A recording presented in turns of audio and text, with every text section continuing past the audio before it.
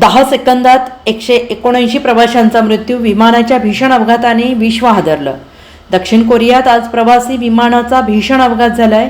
दक्षिण कोरियातील विमानतळावर उतरताना धावपट्टीवरून घसरून विमानाला आग लागल्याची धक्कादायक घटना घडली आहे आणि या घटनेत 179 जणांचा मृत्यू झाल्याची माहिती योनहाप वृत्तसंस्थेनं दिलेली आहे आणि सदर घटनेनं जगभरातून हळहळ व्यक्त करण्यात येत आहे.